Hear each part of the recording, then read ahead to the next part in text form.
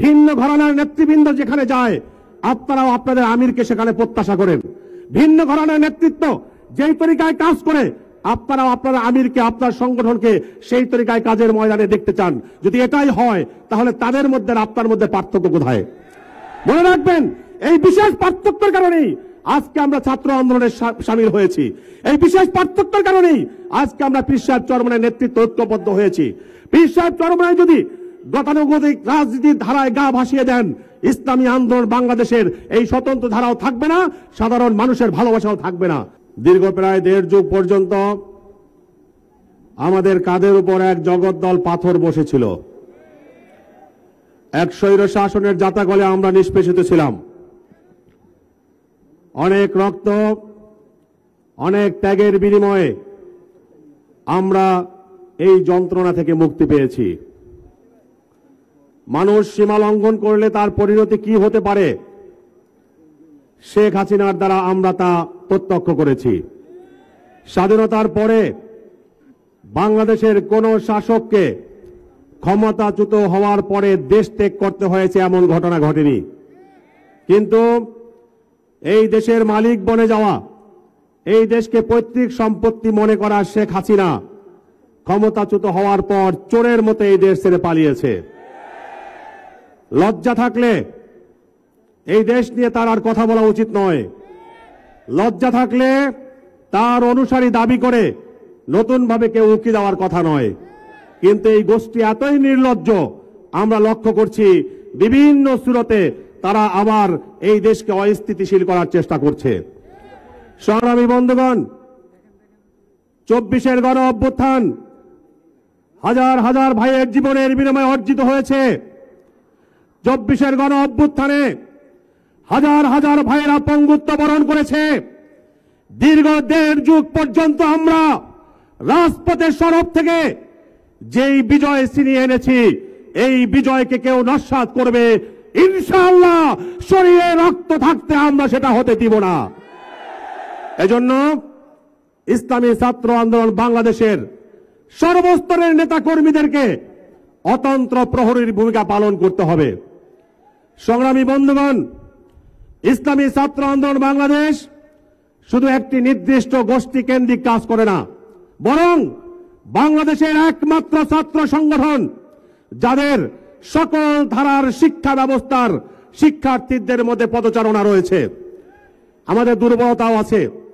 আমরা এখনো পর্যন্ত বাংলাদেশের প্রথম সারির শিক্ষা প্রতিষ্ঠানগুলোতে যে অবস্থান তৈরি করার কথা ছিল সেই লক্ষ্যমানে আমরা পৌঁছাতে পারিনি। তবে এজন্য হতাশ হওয়ার কোনো কারণ নেই। আমরা সামনে হাঁটতে জানি, আমরা পিছু হাঁটতে জানি না। আমরা আল্লাহর রাহে জীবন দেওয়ার জন্য সদা উদ্গ্রীব থাকি। সুতরাং আমাদের পথ চলা কখনো থেমে থাকতে পারে না। সংগ্রামী বন্ধুগণ, 24-এর গণ অভ্যুত্থান পরবর্তী এই সময়ে এখন আমাদের ফসল ঘরে তোলার সময়। আমরা যদি সাংগঠনিক কাজে সঠিকভাবে মনোনিবেশ করতে পারি, ইনশাআল্লাহ আমি বিশ্বাস করি এই আদর্শিক ছাত্র সংগঠন বাংলাদেশের প্রতিটি ক্যাম্পাসে সর্বশক্তি নিয়ে তাদের অস্তিত্ব জানান দিতে সক্ষম হবে। এজন্য ছাত্র আন্দোলনের প্রত্যেকটি নেতা কর্মীকে তার নিজ নিজ জায়গায় নিজ দায়িত্বের ব্যাপারে আরো অধিক সচেতন হতে হবে। দাওয়াতি কাজ বৃদ্ধি করতে হবে। নিজের ক্যাম্পাসে নিজের শক্তি বৃদ্ধির জন্য, নিজের ক্যাম্পাসে নিজের সংগঠনকে প্রতিষ্ঠিত করার জন্য পরিকল্পনা করে সেই পরিকল্পনা মাফিক এগোতে হবে। ভাইয়েরা আমার, আপনি যত সামনে এগোতে যাবেন, আপনি যত সামনে অগ্রসর হবেন, আপনার সমালোচক শত্রুর সংখ্যা তত বাড়বে, এটাই স্বাভাবিক।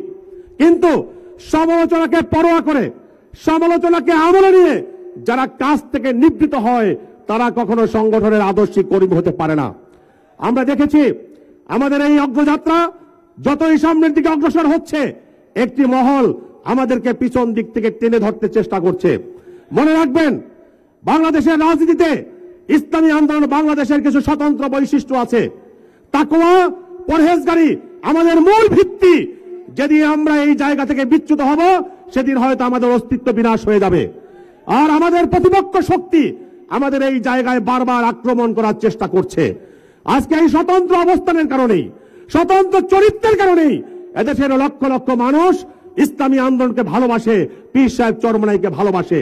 সাধারণ মানুষের এই ভালোবাসার জায়গাটাকে নষ্ট করে দেওয়ার জন্য একটা মহল পরিকল্পিতভাবে চক্রান্ত করছে। সংগ্রামী বন্ধুগণ, আজকে ভিন্ন ঘরানার নেতৃবৃন্দ যেখানে যায়, আপনারাও আপনাদের আমিরকে সেখানে প্রত্যাশা করেন। ভিন্ন ঘরানার নেতৃত্ব যেই তরিকায় কাজ করে, আপনারাও আপনার আমিরকে, আপনার সংগঠনকে সেই তরিকায় কাজের ময়দানে দেখতে চান। যদি এটাই হয়, তাহলে তাদের মধ্যে আর আপনার মধ্যে পার্থক্য কোথায়? মনে রাখবেন, এই বিশেষ পার্থক্যের কারণেই আজকে আমরা ছাত্র আন্দোলনে সামিল হয়েছি। এই বিশেষ পার্থক্যের কারণেই আজকে আমরা পীর সাহেব চরমনায়ের নেতৃত্ব ঐক্যবদ্ধ হয়েছি। পীর সাহেব চরমনায় যদি গতানুগতিক রাজনীতির ধারায় গা ভাসিয়ে দেন, ইসলামী আন্দোলন বাংলাদেশের এই স্বতন্ত্র ধারাও থাকবে না, সাধারণ মানুষের ভালোবাসাও থাকবে না। সুতরাং পরিকল্পিত ফাঁদ পেতে যারা উস্কানি সৃষ্টি করে সোশ্যাল মিডিয়ায় কিংবা বিভিন্ন মাধ্যমে ইসলামী আন্দোলন বাংলাদেশকে সমালোচনার পাত্রে পরিণত করতে চায়, মেহেরবানি করে তাদের পাতা ফাঁদে আপনারা পা দিবেন না। আমরা আমাদের নেতা পীর সাহেব চরমনাইকে ভালোবাসি, কি কথা ঠিক কিনা?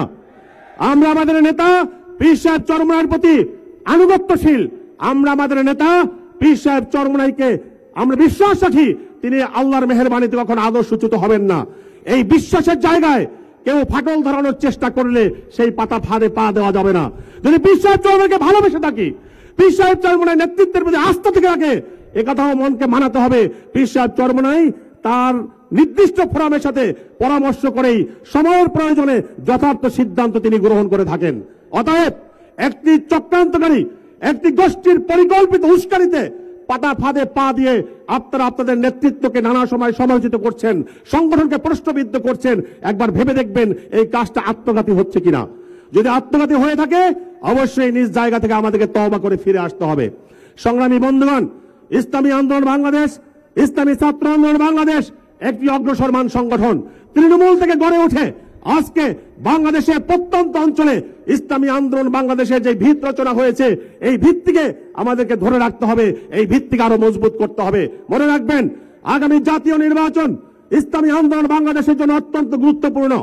এই জাতীয় নির্বাচনে ইসলামী আন্দোলন বাংলাদেশের পক্ষে যদি আমরা গণজোয়ার তুলতে ব্যর্থ হই, সারা বাংলাদেশে আমাদের শুভাকাঙ্ক্ষীদের যে মতামত, যে সমর্থন, সেগুলো যদি আমরা আমাদের ঘরে আনতে ব্যর্থ হই, তাহলে হয়তো এর দায় আমাদের অনেক দিন পর্যন্ত পোহাতে হবে।